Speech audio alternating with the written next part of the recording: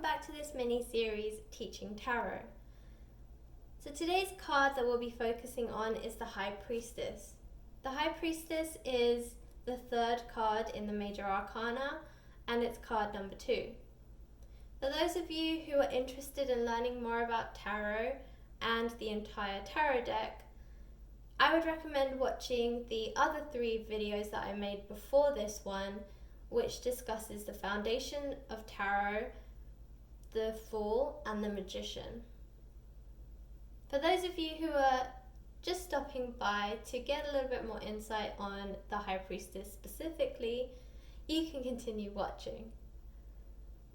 So, as with most of these videos that I make, I will be discussing the High Priestess specifically. Each week I will be talking about a different card. I will discuss what insights and experiences I've had with the High Priestess, what the High Priestess card means to me, and the general meanings of the High Priestess card. So let's just dig right in. So for me, the High Priestess is really a card that resonates very strongly with me. As a tarot reader, there will be certain cards that kind of connect with you, and the same goes for decks. Obviously this is the Rider-Waite deck, but I'm sure as a tarot reader, whether you're beginning or whether you're more experienced or more of a veteran, you will eventually buy more tarot decks, and each one will come with its own set of illustrations, and some of them tend to be quite closely connected to the illustrations in this deck, and others tend to move quite further afield from these illustrations. However, the meaning of the High Priestess is in and about very similar to each other. So, of course, it will vary depending on what the reading that you're doing is. If you're doing a love reading, it will have slightly different meanings to a career reading, or just a general life reading, or a life path reading, or a life purpose reading. It just depends what the person that you're reading for is really asking about. But generally, the High Priestess card has some, shall we say, recurring themes. So whenever I discuss the cards, I always talk about the illustrations first. The illustrations of a card are very prominent, and they also help you to understand the card. So I'm a very strong believer that tarot cards are very fluid, and I don't believe that you should just have one set of meanings for each card.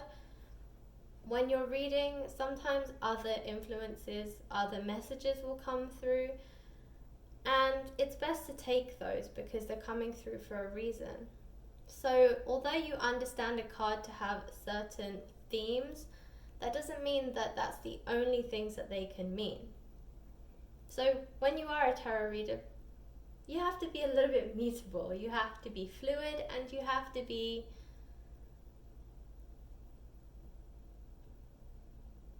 intuitive. So for me, the High Priestess, as I said, is a card that resonates very closely. She, to me, is all about intuition, higher purpose, higher knowledge, spirituality. To me, she's the mother of spirituality. She really has a lot of knowledge, and a lot of it comes from her spirituality. She believes very strongly in her intuition, and she allows it to guide her through life and through different realms. She also sees things that other people don't see. So I know that there are some skeptics out there that don't necessarily believe that there are other worlds or other realms or even magic. But if you are one of those people, or you're just a little bit hesitant about believing how much other worldly things there are, then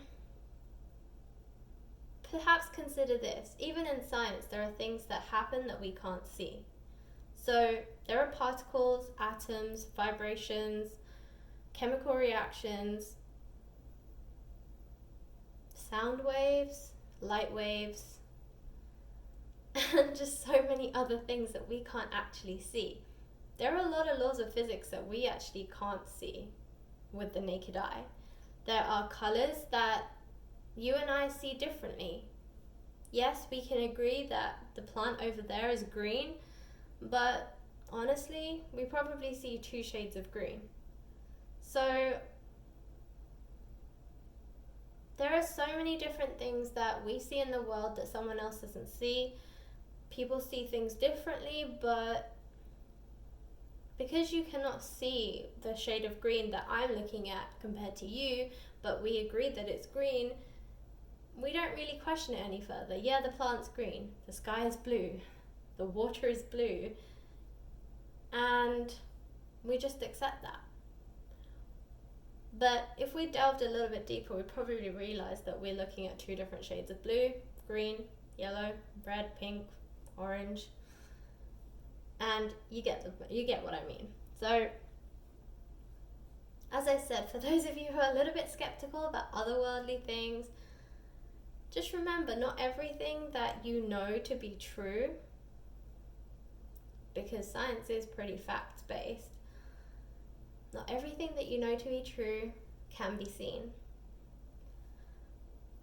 So that's kind of what she's like. She sees things that we don't necessarily see, that can't be seen by the naked eye, but is felt. It's like energy. You feel the energy, but you don't necessarily see it.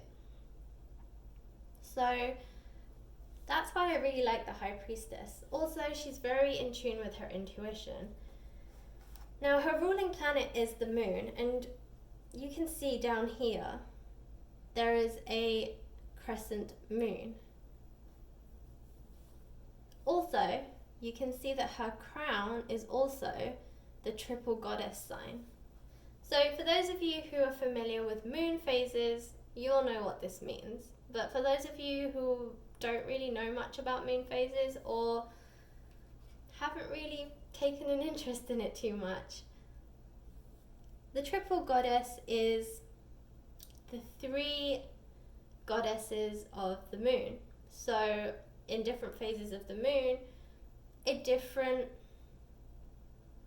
I guess you could think of it as a circle of life, and the moon goes through obviously an orbit, and that's kind of like its circle of life. And at each stage or each moon phase, it goes through a different part of its life. So you have the maiden, the mother, and the crone. The maiden is between a new moon and a full moon. The mother is the full moon and just after, and then you have the waning, which goes from the full moon to the new moon again. Essentially, it represents 3 different cycles. The maiden is supposed to represent birth to womanhood, and then the mother's supposed to represent from womanhood to the senior years, and then the crone is supposed to be from the senior years to death and rebirth. So each of these represents a different thing. So you have the maiden, the mother, the crone, and you have a waning crescent, a waxing crescent, and a full moon. So that's really what this crown represents. So you can see she's also very much in line with the moon. Her ruling planet is the moon, and the moon is really all about intuition. So this is why I say that she's so strongly linked to intuition. Also, you can see that there are berries here growing. She also represents creation of life. She's also a very maternal card. So the berries are an indication of that.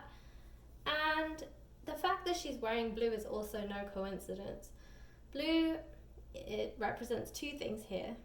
The blue represents her element, which is water, and also it represents spirituality. So blue is also about higher knowledge, spirituality,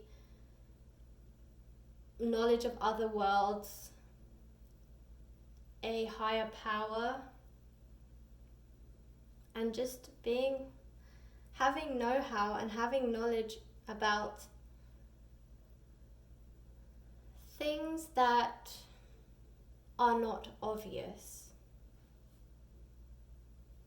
So this is why I say that the illustrations on a card are really, really important, and you should definitely focus on each card and its illustrations, because it will tell you a lot about this card.